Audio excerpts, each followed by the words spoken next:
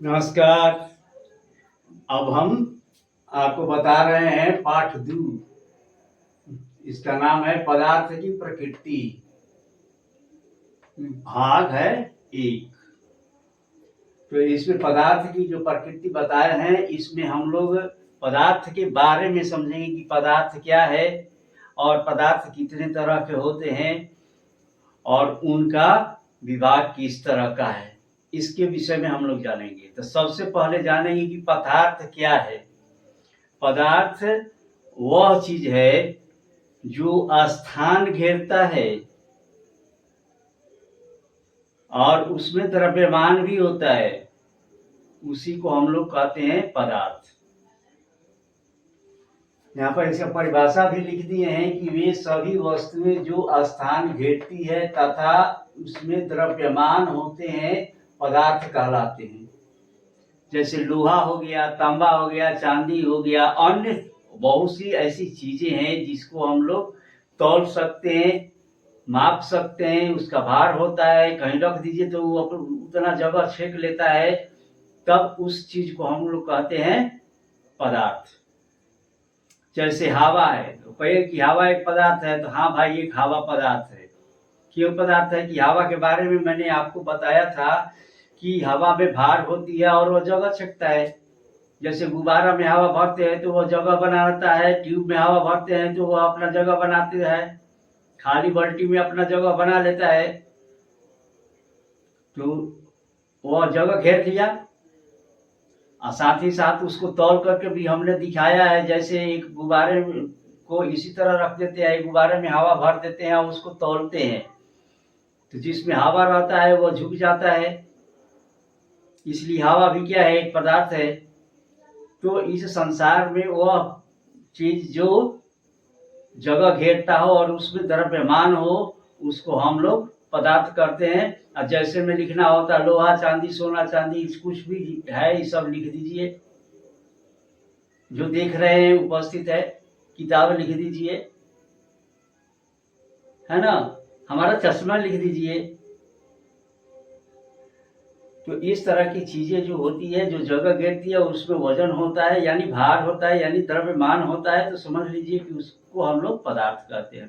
तो पदार्थ सही रूप में परिभाषा जब लिखिएगा तो इस तरह से भी लिख सकते हैं कि वे सभी वस्तुएं जो स्थान घेरती है तथा उसमें द्रव्यमान होते हैं पदार्थ कहलाते हैं। जैसे लोहा, खनिज, पत्थर, गैस इत्यादि। अब आते हैं पदार्थ को कितने भागों में बांटते हैं। देखिए, अवस्था और पदार्थ के प्रकार में अंतर होता है। अवस्था मतलब उसकी स्थिति, अब प्रकार मतलब हो गया कि वह कितने तरह का होता है। समझ में आ गया? अवस्था और प्रकार में अंतर होता है। तो अवस्था बाद में बताएंगे, अभी हम प्रकार बता रहे हैं, ध्यान रखिएगा। कभी कभी लड़के बहुत मिस्टेक करते हैं। अवस्थाएं बताएं, पदार्थ की कितनी अवस्थाएं होती है, तो 3 होती है, लिख देते हैं ठोस, तरल, गैस। बात तो सही है, लेकिन लिख देंगे कि पदार्थ कितने प्रकार की होती है, तो उसमें लिख दीजिएगा ठोस, तरल, गैस, तो वो क्या हो जाएगा, गलती हो जाएगा। इसलिए पदार्थ के जो प्रकार हैं, अभी हम प्रकार पढ़ाने जा रहे हैं, तो प्रकार के बारे में बताएंगे, अर्थात इस पदार्थ के रूप के बारे में समझाएंगे। पदार्थ का रूप कितने होते हैं, तो रूप 3 तरह का होता है। कौन कौन होता है? तत्व, यौगिक और मिश्रण। तत्व, यौगिक और मिश्रण के बारे में हम बताएंगे। कितने प्रकार के हो गए? तत्व, यौगिक और मिश्रण। तो तत्व, यौगिक और, यहाँ पर मान लीजिए कि आपका रूप के बारे में गड़बड़ा रहे, तो रूप हटा दीजिए, तो पदार्थ के क्या होगा, प्रकार। प्रकार लिख देते हैं, हो गया। तो तत्व, यौगिक और मिश्रण हो गया। अब इसमें तत्व किसको कहते हैं, यौगिक किसको कहते हैं, मिश्रण किसको कहते हैं, इसे अलग अलग हम समझेंगे। तत्व क्या है?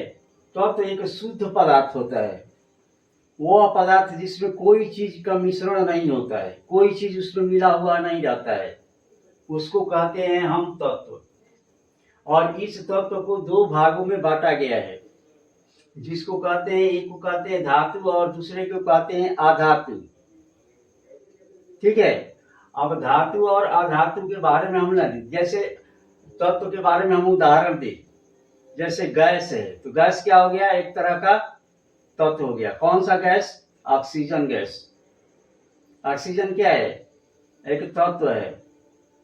इसको हम किसी चीज से अलग नहीं, इसका अपना एक गुण ही होता है। सोना, सोना क्या है? एक तत्व है। तो तत्व है तो कैसा तत्व है भाई? तो इसका एक अपना गुण होता है, इसको अलग नहीं कर सकते। भले इसमें कुछ मिला करके आप बना दीजिएगा तो वो अलग चीज हो गया, लेकिन सोना क्या है? तत्व है। लोहा क्या है? एक तत्व है। अब इसमें कुछ मिला करके बना दीजिए तो वो अलग चीज हो गया, उसको तत्व नहीं कहा जाएगा। तो तत्व किसको कहा जाएगा? जो स्वतंत्र हो, उसका अपना एक गुण हो, जिस गुण को वह बदल नहीं सकता है, वही तत्व कहलाता है। अब धातु क्या है और अधातु क्या है? वह धातु उसे कहते हैं जो विद्युत और उष्मा का सुचालक होता है। चालक और कुचालक में पढ़ाया था, चालक क्या होता है, कुचालक क्या होता है। जिसमें बिजली प्रवाहित होती है, जिसको लोहा, जिसको आग में डाल देने से पूरा गर्म है, थोड़ा सा भाग आग में डालिए पूरा गर्म हो जाता है, यानी उष्मा का सुचालक हो गया। और हो गया विद्युत का सुचालक। तो उष्मा और विद्युत का सुचालक यदि है तो वह क्या है? धातु है। और उष्मा और विद्युत का सुचालक नहीं है तो वह है अधातु। और भी समझ सकते हैं धातु के बारे में। धातु को पीटिएगा ना तो टन टन की आवाज आएगी, एक विशेष प्रकार की आवाज आएगी। अधातु को पीटिएगा तो उसे आवाज नहीं आएगी, बहुत कम आवाज आएगी और कुछ भादा जैसा आएगी। और अधातु के बारे में एक उदाहरण दे देता है, जैसे प्लास्टिक है तो क्या है? अधातु कहलाएगा। कागज क्या है? कागज कह रहे हैं, प्लास्टिक अधातु हो गया, ये कागज भी अधातु हो गया। इसमें उष्मा प्रवाहित नहीं होती है, इसमें बिजली प्रवाहित नहीं होती है। तो इस तरह से ये कलम है, तो इस कलम में विद्युत प्रवाहित नहीं होगा क्योंकि वो प्लास्टिक का बना हुआ है। तो धातु को पीटेंगे तो एक आवाज आएगा, इसको विद्युत धारा प्रवाहित करें तो विद्युत धारा प्रवाहित होगा। ठीक जस्ट इसका उल्टा अधातु होते जाएगा, ध्यान रखिएगा।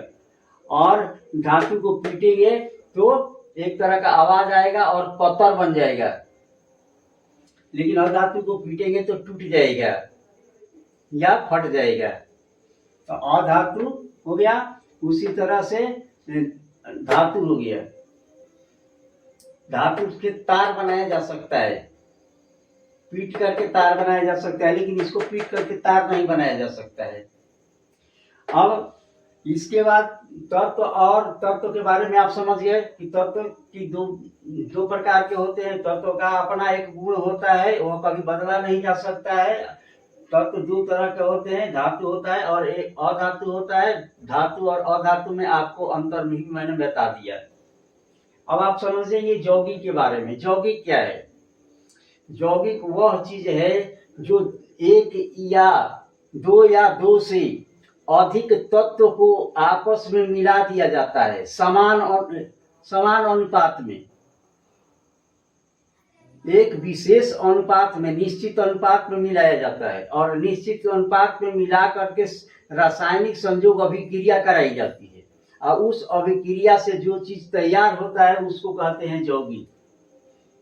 और इसका यौगिक का गुण क्या होता है? जो पदार्थ, जो तत्वों को हम मिलाए थे उस तत्व से भिन्न हो जाता है, अलग हो जाता है, उसको हम लोग यौगिक कहते हैं। ध्यान से सुनिए, यौगिक वह पदार्थ है जो दो या दो से अधिक तत्वों के मिलने से या पदार्थों के मिलने से समान अनुपात में रासायनिक अभिक्रिया के द्वारा तैयार होता है, उसको हम लोग कहते हैं यौगिक। समझ में आया? फिर एक बार सुनिए, यौगिक किसको कहते हैं? यौगिक वह चीज है जो दो या दो से अधिक तत्वों के मेल से समान अनुपात में समान अनुपात का मतलब ये मत समझ जाइएगा कि ये जितना ऑक्सीजन है उतने हाइड्रोजन होगा, नहीं, एक निश्चित अनुपात में, ऐसे बोलिएगा। यौगिक वह चीज है जो दो या दो से अधिक तत्वों के निश्चित अनुपात में मिलाकर रासायनिक अभिक्रिया के द्वारा तैयार की जाती है, उसको हम लोग यौगिक कहते हैं। और यौगिक के गुण मिलाए गए तत्वों से भिन्न होती है, अलग होती है। जैसे पानी के बारे में हम समझते हैं, पानी कैसे बना है। पानी का अणुसूत्र क्या होता है, H2O, मतलब H कितना है, 2 भाग, एक के 2 अणु, और ऑक्सीजन का 1 अणु, तो एक मतलब 2 और 1 के अनुपात में हाइड्रोजन आपस में मिलाया गया है। हाइड्रोजन और ऑक्सीजन मिले हुए हैं, तो अब क्या बन गया है, H2O बन गया है, यानी पानी बन गया है। लेकिन हाइड्रोजन और ऑक्सीजन का गुण अलग अलग है। हाइड्रोजन क्या करता है, जलता है। ऑक्सीजन क्या करता है, जलाता है। ठीक है। और पानी क्या करता है, बुझा देता है। अब देखिए गुण अलग अलग हो गया कि नहीं हो गया, हो गया ना। हाइड्रोजन क्या करता है, जल रहा है। ऑक्सीजन क्या करता है, उसको आग को जलाता है। लेकिन इसी चीज से बना हुआ, जलता और जलाना वाला चीज से ही बना हुआ है पानी, जो आग को क्या करता है, बुझा देता है।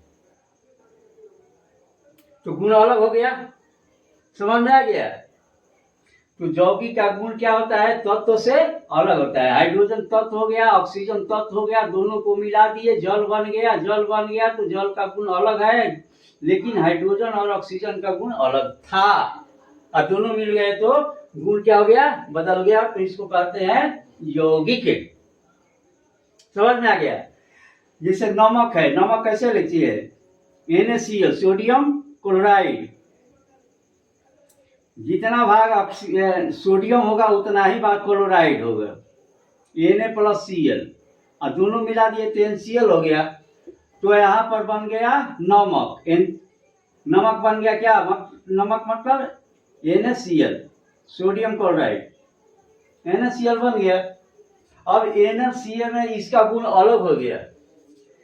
सोडियम का गुण अलग होता है, क्लोरीन का गुण अलग होता है, और दोनों को मिला करके बना दिया गया नमक। अब समझिए कि इसको अब नमक में से क्लोरीन ना हटा सकते हैं ना निकाल सकते हैं, तो नमक क्या हो गया, यौगिक हो गया। उसी तरह से कार्बन डाइऑक्साइड है, तो कार्बन डाइऑक्साइड क्या होता है, H, carbon die CO2,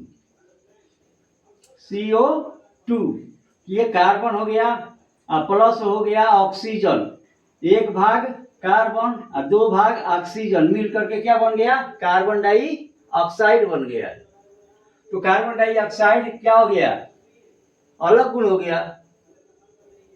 carbon क्या होगा, विद्युत का कुचालक है। ऑक्सीजन क्या है, ऑक्सीजन का दूसरे गुण है कि जलाता भी है, जलाता है, और कार्बन डाइऑक्साइड पैदा कर देता है। तो इस तरह से कार्बन डाइऑक्साइड, नमक, पानी, ये सब क्या है, यौगिक है। यानी 2 या 2 से अधिक तत्वों को एक निश्चित अनुपात में मिलाने कर यदि रासायनिक अभिक्रिया से तैयार हुई वस्तु क्या है, यौगिक है। क्लियर। चलिए अब आगे बढ़ते हैं मिश्रण के बारे में। मिश्रण क्या है, आप लोग मिक्सचर खाते हैं ना, जो बाजार में जाते हैं कहते हैं कि मिक्सचर देना 1 पॉकेट, तो उस मिक्सचर में क्या रहता है, दाल रहता है, बादाम रहता है, नमक रहता है, उसमें खटाई रहता है, और भी तरह तरह के बहुत से चीज उसमें डाले हुए रहते हैं, सब आपस में मिले हुए हैं। तो उसी को कहते हैं मिश्रण, मिक्सचर। मिक्सचर मतलब क्या, मिश्रण। कंपाउंड क्या, यौगिक। मेटल क्या हो गया, तत्व हो गया। समझना है।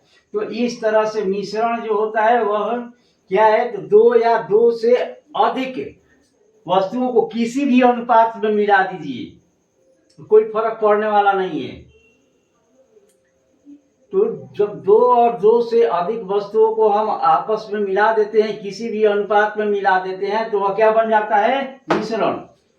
और मिश्रण का एक गुण होता है कि मिश्रण को हम अलग कर सकते हैं, चाहे भौतिक क्रिया के द्वारा अलग कर दें और चाहे रासायनिक विधि के द्वारा अलग कर दें, लेकिन ये अलग हो जाते हैं।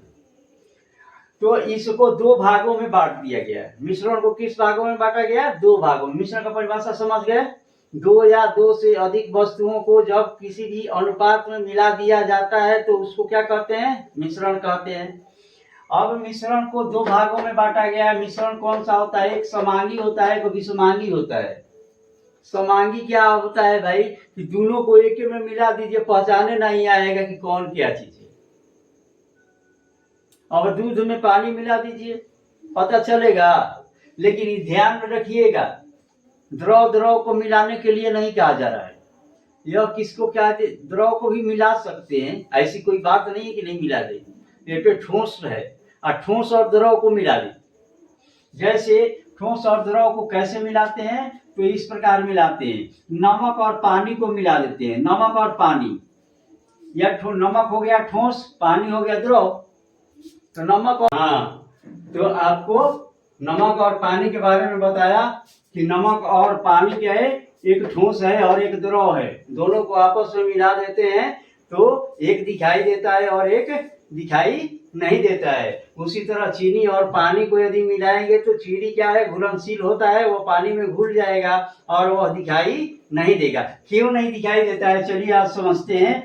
जैसे जल के अणु जो होते हैं वो दूर दूर होते हैं, जल के अणु दूर दूर होते हैं, लेकिन क्या कहता है, ये नमक के अणु, नमक ठोस है तो द्रव के जो अणु होते हैं दूर दूर होते हैं, और नमक क्या है, ठोस है तो ठोस के अणु क्या होते हैं, नजदीक नजदीक होते हैं। लेकिन नमक है क्या भाई, तो यह घुलनशील होता है। तो घुलनशील के बारे में हम बाद में बताएंगे कि घुलनशील क्या चीज होता है और अघुलनशील क्या चीज होता है, उसको बाद में बताएंगे। तो अभी समझ लीजिए कि ठोस जो है, ठोस को हम पानी में डालते हैं, तो ठोस में नमक लिए हैं या चीनी लिए हैं, तो पानी में डालेंगे तो ये घुलेगा। जब घुलेगा तो इसके अणु टूट करके अलग होंगे, तो उसको रहने के लिए स्थान चाहिए। तो वो क्या करता है कि चीनी या नमक क्या करता है कि इसका अणु जो होता है ये जल के खाली स्थानों में क्या होता है, चला जाता है। जल के खाली स्थानों में चला जाता है और जा करके मिल जाता है। इससे क्या होता है कि केवल जल ही दिखाई देता है, अणु अर्थात नमक या चीनी दिखाई नहीं देता है। इसलिए इसको कहा गया है समांगी। मतलब इसमें एक चीज दिखाई देगा, दूसरा नहीं दिखाई देगा, वह क्या हो गया, समांगी। वह मिश्रण जिसको मिलाने पर, किसी भी अनुपात में मिलाने पर कोई एक चीज उसमें दिखाई देता है, मगर उसको हम यदि अलग करना चाहें तो अलग भी कर सकते हैं, इसलिए इसको समांगी कहा जाता है। विषम मांगी में क्या करता है कि विषम मांगी में दो या दो से अधिक चीजों को यदि हम मिलाते हैं तो वे दिखाई देते हैं। जैसे तेल और पानी आपस में मिला दीजिए, तेल चला जाएगा ऊपर और पानी आ जाएगा नीचे, क्योंकि तेल जो होता है हल्का होता है और पानी भारी होता है। तो तेल चला जाएगा ऊपर, पानी आ जाएगा नीचे। मिलाया गया है मगर क्या है, उसको हम दोनों को देख सकते हैं। बालू और पानी को मिला दीजिए तो बालू को भी देख सकते हैं और पानी को भी देख सकते हैं। तो इसको क्या कहेंगे, विषम मांगी। यानी जो चीज मिलाया गया है, जो चीज मिलाएगा उसको हम देख सकते हैं, और देखते ही नहीं है उसको हम अलग भी कर सकते हैं। तो भौतिक विधि के द्वारा करें और चाहे रासायनिक विधि से करें, लेकिन उसको हम अलग कर सकते हैं। तो वो विषमांगी में क्या हो गया, हम दोनों चीजों को देख सकते हैं। सलाद हम खाते हैं, बहुत सारे सलाद खाते हैं, सलाद में कई तरह के चीज मिलाते हैं, गाजर मिलाते हैं, मूली मिलाते हैं, चना मिलाते हैं, अंकुरा करके चना भी मिलाते हैं, उसमें मूंग दाल भी मिलाते हैं, मूली के अलावा बीट मिलाते हैं, गाजर मिलाते हैं। ये सारी चीजें मिला करके हम जब सलाद बनाते हैं तो उस सलाद में हम सब कुछ देखते हैं कि इसमें क्या क्या मिलाया हो, वो दिखाई देता है। तो दिखाई देने वाला मिश्रण क्या हो गया, समांगी। और एक दिखाई देने वाला दो या दो से अधिक चीजों को मिलाया गया है मगर एक ही दिखाई देता है तो उसको क्या कहा गया, समांगी मिश्रण कहा गया। अब समझ में आ गया। तो आज हम लोगों ने क्या सीखा, पदार्थ की प्रकृति में पाठ 2 भाग 1, और बाद में हम बताएंगे पाठ 2 निकाले, भाग 1 निकाले, उसके बाद भाग 2 बताएंगे।